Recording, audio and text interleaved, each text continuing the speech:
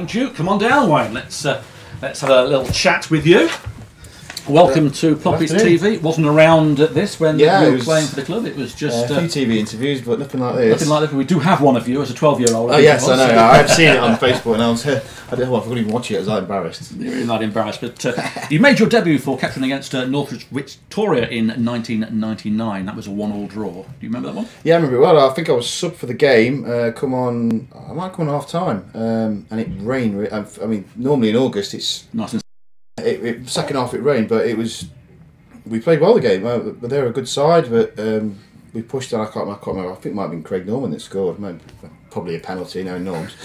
and then I think the game after, Peter Morris gave him a debut, full debut at Woking away. Woking away, that's what I was going to say. You scored against Woking away. We've got that one on behind us, I think, somewhere.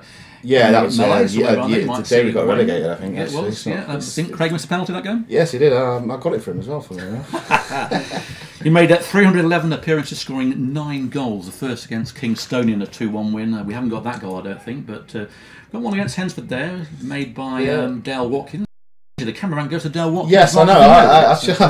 I showed my wife that footage. I said, she's like, "You didn't score it though, because I've gone to Dale." I was like, "I did score it. I promise you, I did." There's your goal there against Woking.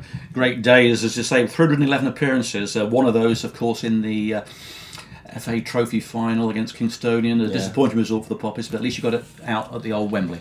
Yeah, it was. I mean, I think 15,000 Kettering took that day, around that number.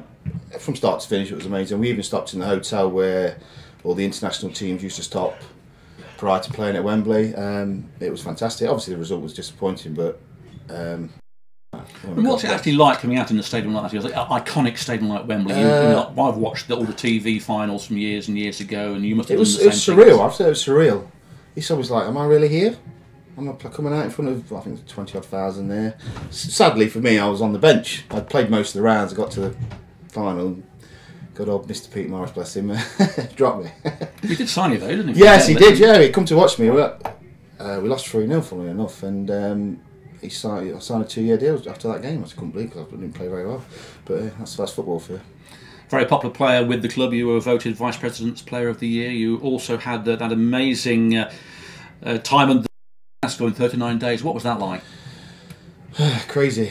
I mean, when you go to training on a Tuesday and they're putting a board up saying how you have to deal with the press, I think we're non-league players. That's what's going on here. It was just insane. I felt a bit sorry for him, really. I think it's come out that he's had problems since then, but I just felt he couldn't handle the pressure, even at Conference North level at the time. He was fine during training, but when it came to match days, you could see the pressure was getting to him. And I honestly believe that season, if we'd have kept Kevin Wilson in charge, we would have won that league, because we had a very, very good squad, but he started to break it up. Chairman at the time, obviously, had wanted other players in, and it caused a lot of issues between the fractions between the squad, when everyone broke apart, little cliques here and there. When Kevin Wilson came back, didn't he? Yes, and he couldn't fix it. He tried his best, but the chairman had brought players in on full-time contracts and silly money, and these are players we played against and we knew we were better, but they were playing and we weren't. It was frustrating, really, because that was my last season as well at the club, and I really believe if we would have kept that squad together and kept Kev there, we would have won that league, because I think we were second or third at the time. We just got through to the first round of the FA Cup. Stevenage? Yeah.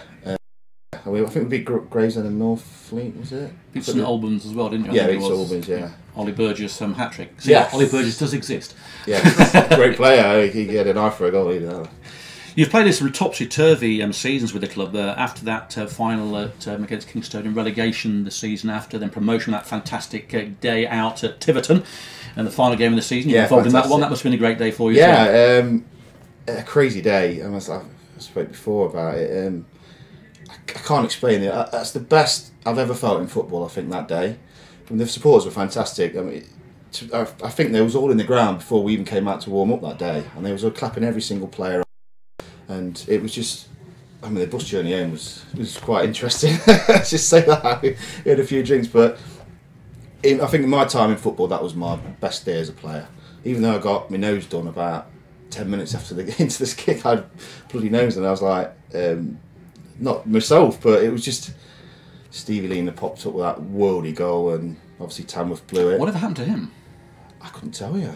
I mean, he was a great lad to have around the change room. He was a very funny lad, but I think that year he left, and yeah, last I heard he was at Stadibridge Celtic for a little while, but after that, don't know whatever happened to Stevie Lina.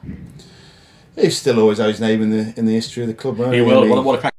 Yeah, wasn't it? He wasn't really playing, but the last, I think, 4 or 5 games he scored some really important goals. Against Weymouth, I think it was. Yeah, didn't it? Another volley from about 30 yards. He's made his name in the club's history. Really, I mean, that goal was amazing. It was a great day, pressure day, but. You said to me before you came on that you were taking a throw in, and someone said to you that Tamworth. Yeah. I mean, I was Tamworth. I think they're playing Folkestone. They're playing. Folkestone, Invicta, wasn't it? Folkestone, yeah. And they were losing 3-1, which we all heard. Great half time, I think. And then, literally, because they're so close at Tiverton to the actual stands, someone tapped me on the shoulder. It's 2-1, Dookie. I was like, oh, okay, concentrate. And then he scored again. It was like, it's 3-0, and I'm panicking, and he's panicking, and it's like, oh god! But luckily, they blobbed it. They did. It was a fantastic day. Those of you that were there will know and appreciate what a great day of football that was. And after then, of course, Kettering got promotion and suffered relegation again. And it's been an uphill battle ever since. But the one player, really, I suppose, and a teammate of yours that amazingly is still going is the man himself, is Mr. Kettering Town, Brett Salkin. Are you going to have a few words with him? I have just spoke to him outside, actually. He was warming up. The first thing he said to me was, I scored 25 goals last year. It's like, I mean, I haven't spoken to Brett for a few years now, but it's like, never been away from each other. We used to drive together on the way down to training, that was a bit of a car school together. I mean, his achievement's fantastic. I always said to him, I used to say to him in the car, you'll never play as many games for me as this club as it is. You're 17th in the list. Yeah, 17th, yeah, I'm quite honoured. I'll keep that. That's a stat for me to tell to people when I'm in the pub. 17th out of, that's since 1891. 89, I mean, it's fantastic. But Brett, what can I say about him? He's a record speech for himself. He's a great lad. He's easy to talk to. He's a fantastic player. I mean, he had an eye for a goal 10 years ago whenever I was at the club, and he's going to continue. I follow the club on Facebook.